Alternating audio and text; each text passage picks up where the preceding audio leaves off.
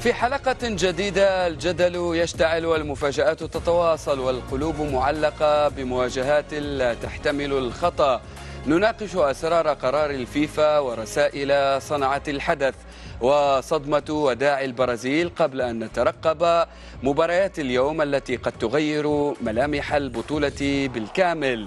مساء الخير ومساء المونديال.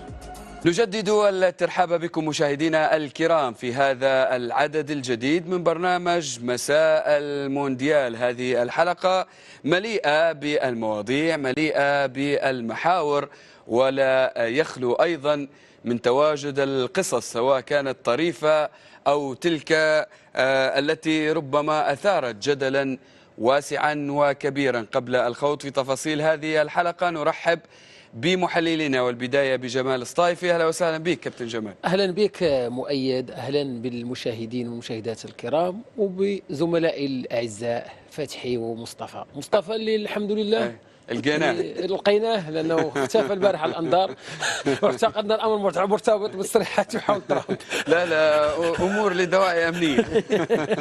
أستاذ فتحي أهلا وسهلا بك. أهلا مؤيد، أهلا بالسادة المشاهدين، أهلا بالأحباب والأصحاب. الحمد لله في بالي خفت أنا عندهم في فنزويلا مادورو خطفوهم من بيت النوم. احنا لوجنا مصطفى البارح معناها بارك الله جمال وحالة استنفار قصوى أكيد لأنه تصريحاته النارية. في باله مر مرور الكرام يحكي على كأس العالم وترامب. احنا خفنا عليه الحقيقة، لكن الحمد لله لقيناه مختفي في غرفة من الغرف. والحمد لله. لا أمور كلامه ماهوش بعيد عليه باش نحكيوه من بعد. أكيد. هو أمس دق ناقوس الخطر، وأعتقد أن مصطفى الرجباني الآن يدخل في جدل دولي. على فكرة هذه الوضعية مصطفى الرجباني بسبب الكلمة الصادقة تعرض لمشاكل متعددة على الصعيد القضائي، والحمد لله دائما مصطفى في الطليعة، واحنا ديما ونعتبره السبورت او الدعم لي بالنسبة لمصطفى. اهلا وسهلا بك مصطفى. اهلا بك مؤيد، وسعيد جدا بتواجدي معك وسعيد جدا بتواجدي مع جمال ومع السيد فتحي، واهلا بمشاهدي WTV، ونتمنى ان تكون حلقة في المستوى باذن الله تعالى. اكيد اصدح دائما بالحق، واليوم نأكد لك ان موكلك راح يكون الاستاذ فتحي المولي. موكل خلاص. انا نوعده بدون اتعاب باذن الله. لا وعد الحر ده انا نوعده القفه نوصل. فتحي ما خليش بالشر. سيد فتحي انت اليوم كنت في المحكمة وانا غدا معناها عليه تو نحط رجلي ويدي في ميه بارده. لا امورك واضحه. انا نقول لك من المحامين المتميزين على مستوى الوطن العربي للامانه يعني. اكيد نقاط مهمه اليوم نبدو بها هذه الحلقة عدها فراس الفوارس. إذن كانت هذه أبرز النقاط التي تصدرت المشهد المونديالي في الآونة الأخيرة. قبل الخوض في تفاصيل المحاور الفنية ومفاجآت يوم الأمس، لابد من المقبلات التي تعود عليها محللينا وضيوفنا في مساء المونديال. وأعتقد أن أول محور ما ينطبقش عليه قول أنه يكون من المقبلات. أعتقد أنه وجبة دسمة كابتن جمال. فيفا وترامب يقلب الموازين، أين تقف العدالة؟ لكن قبل ذلك خير ما نستهل به هذا المحور نشوفوا الفيديو الذي كان أكثر تداولا في الوطن العربي وجميع الشعوب بمختلف القارات. نتابع.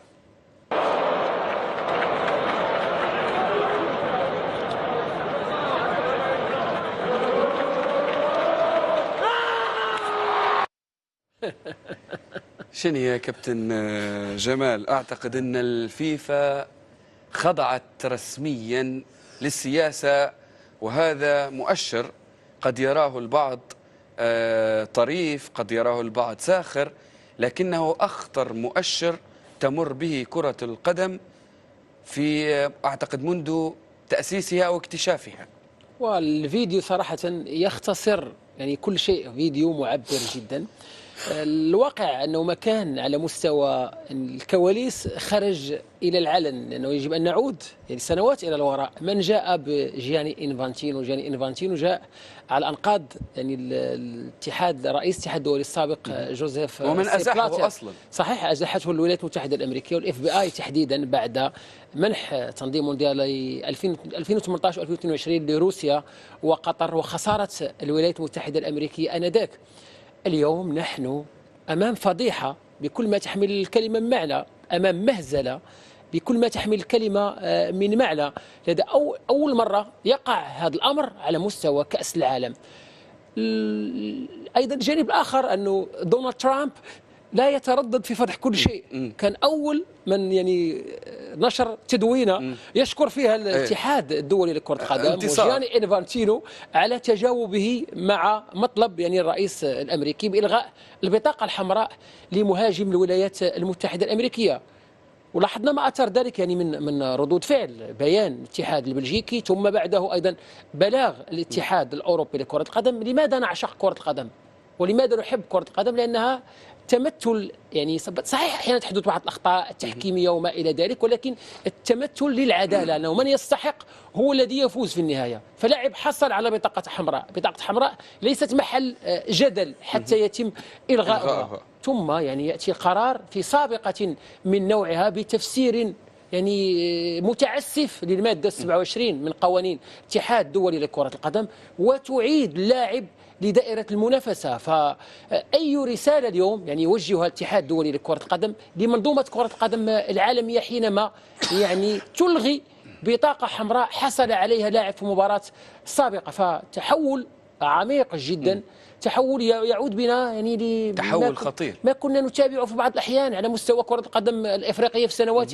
غابرة حينما كانت تحدث يعني بعض التدخلات. فصراحة كارثة حقيقية بكل ما تحمل الكلمة من معنى. أعتقد أن حتى في الدوريات اللي موجودة في الوطن العربي، ولا أقصد دوريات النخبة بل الدرجات الأدنى، أصبحت هذه الظواهر تختفي بعض الشيء رغم وجودها. لكن أن تكون في حدث عالمي استاذ فتحي، وأكاد أجزم أن ترامب يتباهى به كإنجاز رياضي، كإنجاز سياسي، يمنح الحقوق لشعبه رياضيا. شو اللي قاعد يصير استاذ فتحي؟ والله الحدث الحقيقة مثل بالنسبة لي أنا وبالنسبة للعالم الكل. البارح البرازيل يخرج، العالم الكل مبدئيا يحكي على البرازيل، خروج البرازيل، يحكي على هالاند، يحكي على أحداث كبيرة وقعت، يحكي على المكسيك، على المقابلة، على إنجلترا، على الأهداف. لا لا لا، بارح الحدث العالمي هو زلزال، زلزال بأتم معنى الكلمة، فضيحة، نكبة.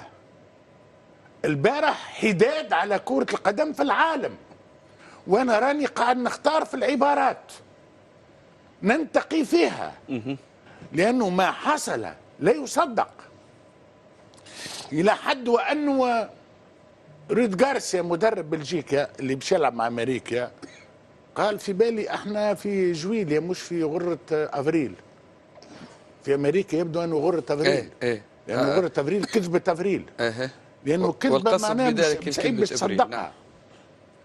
اليويفا عملت، رغم اللي اليويفا الاتحاد الأوروبي تحت لواء الفيفا عمل بيان قال فما خطوط حمراء يظل يتجاوزناها.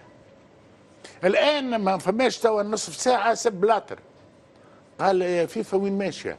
إذا كان البطاقات الحمراء تلغى باتصال هاتفي سياسي، إلى أين كرة قدم؟ البطاقات الحمراء تلغى بالقوانين. نجيو للسند القانوني، السند القانوني اللي يلوجوا عليه هو الفصل 27. هو الفصل 27. الفصل 27 تعمل في 2019 واستعمل مرة واحدة في وضعية واحدة، هي وضعية كريستيانو رونالدو عندما وقع إقصاءه في المقابلة قبل كأس العالم 2022 وعوقب ب3 مقابلات، ووقع إقرار مقابلة وتمكينه من إعفاء بالنسبة لزوز مقابلات التأجيل، ولكن العقوبة سلطت. الفصل 27 لا علاقة له ببطاقة حمراء. البطاقة الحمراء مؤيد، والناس اللي تتفرج فينا تعرف كما البطاقات الصفراء، عندك زوج بطاقات صفراء فماش لجنة تجتمع، فما حتى لجنة تجتمع. زوج بطاقات صفراء ما تلعبش المقابلة اللي بعد، بطاقة حمراء ما تلعبش المقابلة اللي بعد، فماش لجنة تجتمع. فقولنا الفصل 27 حق وذا الفصل 27 نسميه فصل ترامب. نبدلوا نجيو في قوانين في فصل 27 ترامب.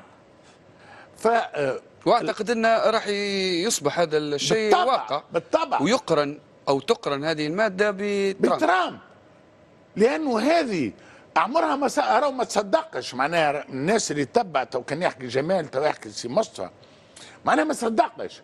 معناها اقل من 24 ساعه قبل المقابله تجي تلغي عقوبه عاديه. اليوم مصداقيه المسابقه في الميزان، أهمية المسابقة في الميزان، مبدأ المساواة في الميزان، مبدأ العدالة في الميزان. نتصوروا لحظة وأنه اليوم في المقابلة بالوجين هذايا اللاعب هذايا اللي أخذ الورقة الحمراء يسجل هدف وأمريكا تربح بلجيكا. تصوروا لحظة فقط ماذا سيحدث؟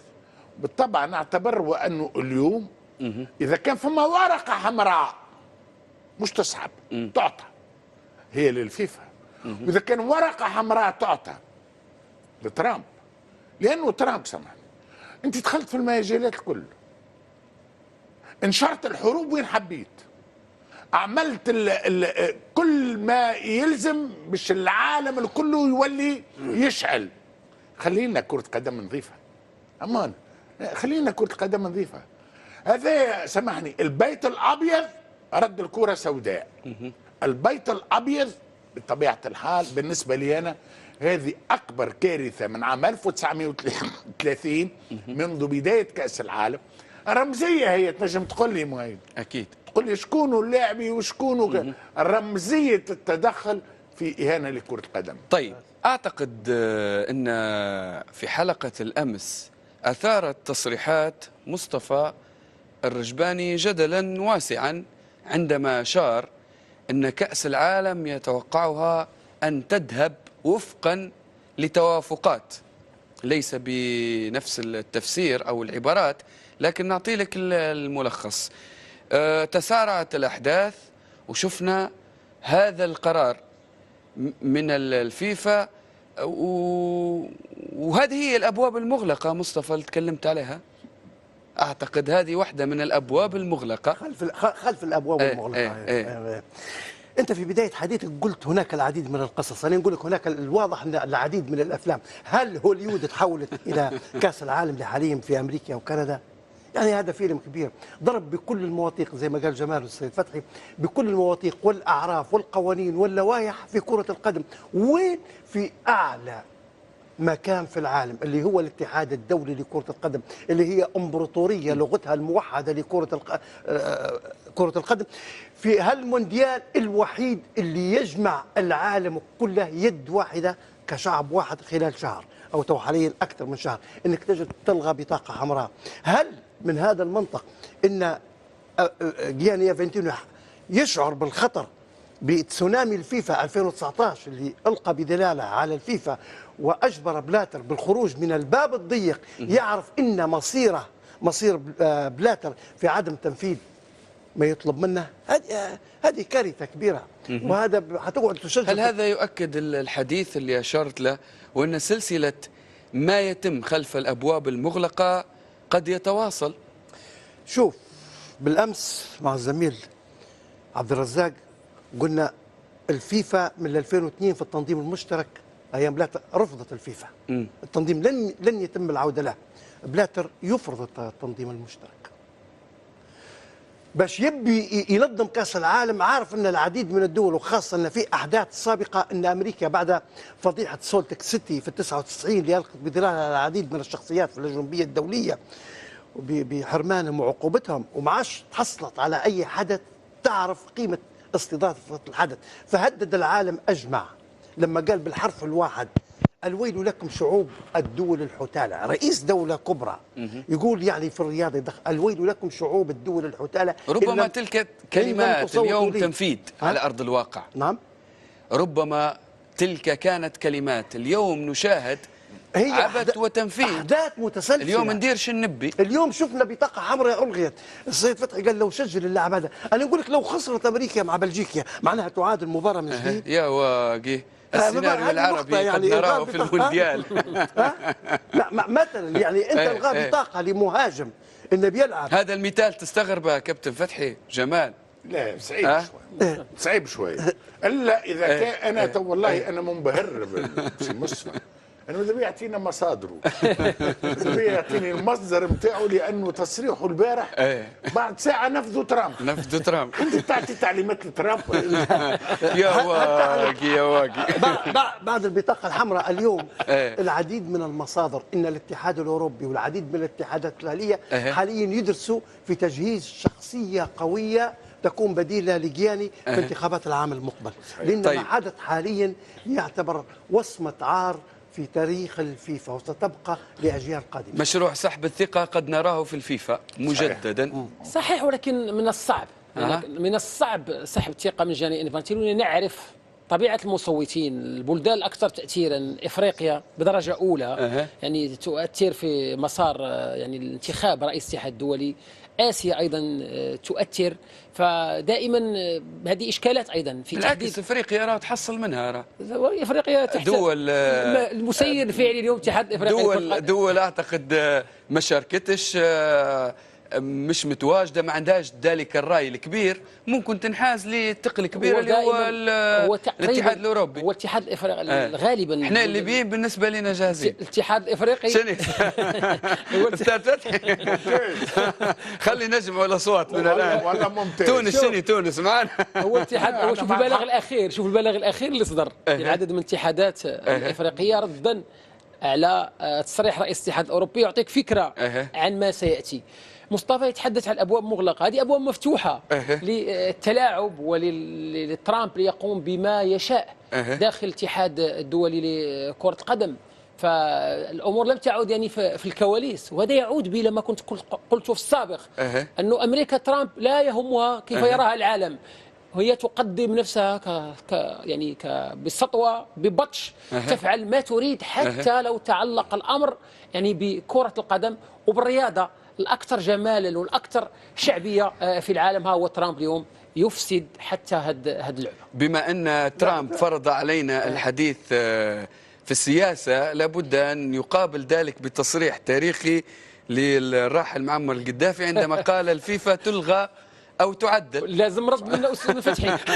لا بالطبع، لا بالطبع. شوف مع الأسف احنا انبطاحيين، احنا مع الأسف احنا مع الأسف احنا عندنا وزن افريقيا، عندنا وزن، عندنا 54 بلد، 54 اكثر اتحاد. في التصويت نجم نطيحوا شكون نحبوا ونطلعوا شكون نحبوا. مع الأسف نصوتوا يطيحونا، حتى اللي نصوتوا لهم يطيحونا. اليوم راهو فما المعطى هذا راهو هام جدا، لانه اليوم الانفونتينو اللي حاطط افريقيا في المكتوب في جيبه. خلينا نتكلموا بالناس اللي حاطتنا في المكتوب الكل. معناها الناس كل معاه انبطاحيين نتبعوا لانه يجي ويمول ويحب، وانا نعطيكم انا اموال و اليوم فهم مبادئ. اليوم انتم راهي انقذوا كرة القدم، ما عادش نحكيوا انقذوا انفانتينو. اليوم كرة القدم راهي في خطر. اذا كان معناها يوصل رئيس دولة يتدخل بالهاتف باش يلغي ورقة حمراء، انتهت كرة قدم. وبالتالي يبقى فرنسا اليوم تعرفش عملت الصباح ما الاتحاد الفرنسي طالب من الفيفا الغاء البطاقة الصفراء نتاع اوليزي. حتى احنا باش نطلبوا الغاء النتائج تاع الفوضى يتبعها فوضى. لا فوضى عارمه. اذا اليوم فما واقع جديد يجب على البلدان يا اما نصدوه يا اما نتاقلموا معاه، ما عندناش خيار ثالث.